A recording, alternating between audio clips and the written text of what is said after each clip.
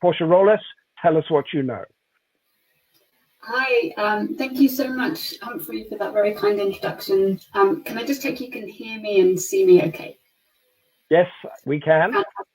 And also thank you to the Democracy Forum and Lord Bruce for hosting this discussion, which I'm really excited to be a part of. Also, just to say up front, so yes, I'm co-convener of the Global South Research Group at King's College London, where we have a great group of scholars working on really diverse topics. Obviously, I'm from and based in the UK in the global north, so I don't in any way speak on behalf of or kind of exhaust the possibilities of kind of global South experience, but I guess I'm here as a really privileged scholar who's been able to kind of engage with the conversations and the traditions of thought going on in global South countries, which has really been a kind of eye-opening and really rich experience for me. So I'm kind of here to share that. And so what I wanted to talk about a bit today is, so what is the reality we find ourselves in with regards to democracy? And so I want to start with a kind of statistic that Stefan Limberg from the VDEM project, so the Varieties of Democracy project, shared just recently, which is if you look at the portion of the world, the kind of portion of world GDP, which is controlled by autocratic states, it's now reached 50%. So in terms of the kind of economic might of democracy as an idea or as a system, we see that kind of shifting back to, I think he says, at no point since 1974 have we seen this kind of economic domination of non-democratic kind of countries across the world.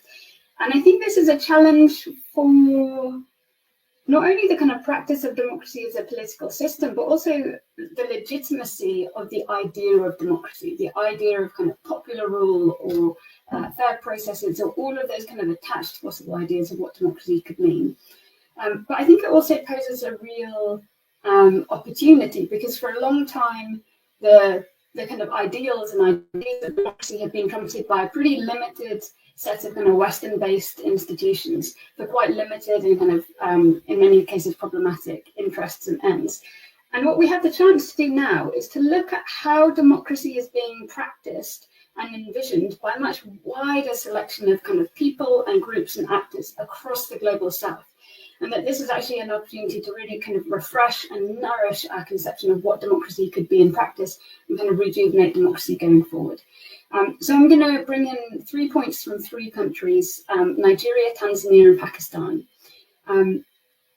So just some examples of kind of where I see this happening. So first of all, in Nigeria, which I look at for my own work, I went in there curious about, we all agree that corruption is a bad thing, and the discussion of democracy and politics, both about Nigeria, but also within Nigeria, among Nigerian kind of political actors, is that corruption is to be opposed. But what this often leaves out is actually what is our kind of substantive conception of what should be there in its place. When we say that politicians and governments should be accountable and transparent, what does that actually mean? And so the sort of dominant account of what that looks like in governance reforms promoted by the erstwhile Department for International Development by the UK, the World Bank, the kind of now defunct USAID, is a very technocratic, data-based, kind of document-focused conception of accountability and transparency. And in my work, what I saw on the ground, how people were actually being held to account and how politicians were actually being made transparent, was a much more socially embedded understanding. So when I looked at effective local leaders who did have legitimacy, when they talked about accountability, they talked about things like accessibility. So maintaining spaces for face-to-face spontaneous interactions with members of the public, with citizens, with different social groups. And that was seen as a much more powerful space where you could really hold people to account through kind of social sanction and having to account for your actions kind of in front of an audience. Much more kind of visceral than purely kind of publishing budgets, putting documents online, that sort of thing. And similarly for transparency, when people saw that there was a kind of increase in the standard best practice of good governance, which you often see with this kind of Southwestern, the kind of Lagos model, which I study in Nigeria, which emerged from the Southwestern states around Lagos. People looked at that, and yet they were a little bit skeptical. They said, okay, you're publishing the budget, you're using these kind of international processes of accounting and audit, but if that's not twinned with this transparency that is kind of about your social relations, your loyalty, your obligations, then it's very, very difficult to locate like kind of powerful political.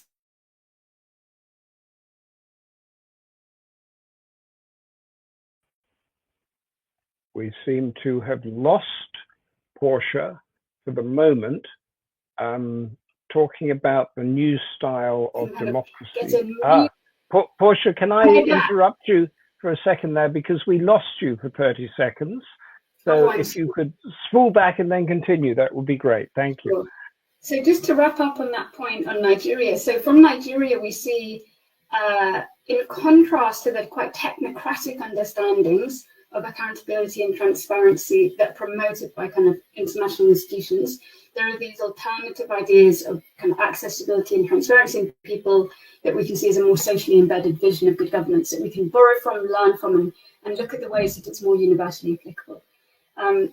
I see I've only got about a minute left, so I'm going to just go briefly through the kind of Tanzania example and then the Pakistan example as possible ways forward. So the Tanzania case, we see when we have rising authoritarianism, as we have seen in Tanzania under the rule of President Magufuli, what has been the way of counteracting that? What has been the resistance to that? So here I borrow from Dan Padgett's work on Chadema, the opposition party in Tanzania. And again, he shows that they've been using critiques of anti-corruption to bolster their kind of claim to democracy and critique power. But they haven't been using it in this kind of, we want a clean government, we want technocratic government, let's get these bureaucrats behaving.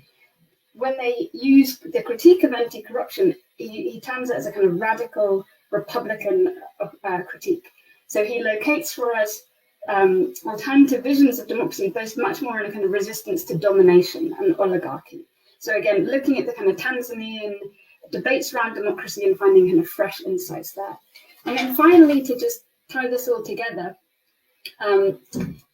something we're increasingly doing in the kind of academic study of political ideas of democracy is really extending our gaze from just looking at elites and political leaders and international institutions to the kind of margins. And so how is democracy being imagined or envisioned by those who kind of are most marginalized in our systems?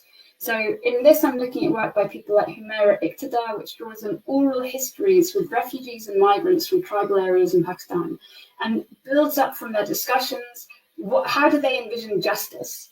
And how do they envision justice as functioning in the context of kind of a more receptive engagement with migration and kind of cross-border movement? And in this work, she discusses the concept of haq, which is a less state-centric way of thinking about what different moral obligations or political obligations might be in the context of migration, and ways that we can have a kind of just response to the issue of migration at a kind of community level without necessarily relying on kind of quite kind of state-centric discussions of what it means to ethically engage with migration. So there we go. We've got 3 examples of how we could rethink and reimagine bits of democratic practice or ideas of kind of just democracy from Nigeria, from Tanzania and Pakistan. And so hopefully this opens up the discussion a little bit more of what do we learn about democracy? How can we re-envision it from a kind of global South perspective? So I'll leave it there. Thank you very much, Portia. Can I just try to nail down the nub of this? Is that what you've seen and what you're arguing is that the geopolitical reality that's emerging now is allowing the global South to rethink its systems of government? Yeah, so sometimes you talk about the kind of the end of history era from the kind of 1990s into the 2000s, where it looked like the global system of international institutions had sort of found a final answer to what democracy was. And it was just putting it into practice and it was consolidating it. And what I'm saying is that if we look at the way that democracy is being practiced in the global South, we actually have these opportunities in new ways of doing that. Would say back 20 years ago, would the Western observers of democracy, except that what you're talking about is actual democracy? Like they have elections, they have rival political parties, all of the rest of it, or has that era gone? So yeah, I think a lot of this discussion is if there's so much more to democracy than just kind of elections, and that needs to be situated in a broader environment and practice of accountability, kind of justice, transparency. And maybe what went wrong was when just focusing on elections and issues of kind of public financial management, we lost the sight of what are the democratic values that actually enable those systems to be legitimate in the eyes of those kind of on the ground. And by missing that, people are turning away from these systems, thinking maybe there's some better alternatives somewhere else. So just to, before I let you go, we have in the public's mind, for want of a better word, we have Western democracy, and then we have this authoritarianism. What you're described for us now is a sort of middle way where people get on with sorting out the best systems that they can in order to get accountability and transparency. Yeah, I would actually say that through looking at ideas like accessibility and transparency in people, we achieve much better the kind of ideals that we talked about under the Western system of kind of popular sovereignty, holding leaders to account. I think we had the right goals, but maybe we didn't actually always have the right institutions that enabled us to achieve that. And you've seen it firsthand. I think many of our panel have seen what you're talking about firsthand. I've certainly seen what you've said in Africa firsthand there. Can I give you a question by Mohammed Ismail? How might geopolitical competition among major industrial Western powers spill over into the global South and impact stability there? I'm thinking particularly the system that you've just described. Yeah, so I think what's happening is prior to our current era of kind of instability, the Western powers were much more speaking with one voice. And I think what's happening now is really opening up global South countries to exert agency in terms of kind of choosing what elements of the international system they work with. So one example that I've seen or discussed kind of from my informants is on issues like climate finance. If you look at the civil servants in Nigeria who are tasked with engaging with international systems, they are much more savvy than and much more kind of skeptical than they were maybe 10 or 15 years ago. And when the international kind of community come to them and say, oh, we've got this scheme, you've got to jump through X, Y, Z hoop if you want our money, I think countries like Nigeria and other global South, they're sitting back and they're saying, actually, we need to see from you that this scheme is going to work for us before we kind of jump. You say jump and we say how high and fill out all of your forms and then wait for money that never appears. I think there's a much kind of stronger agency among global South countries who are really being quite canny in terms of how they engage with the international system.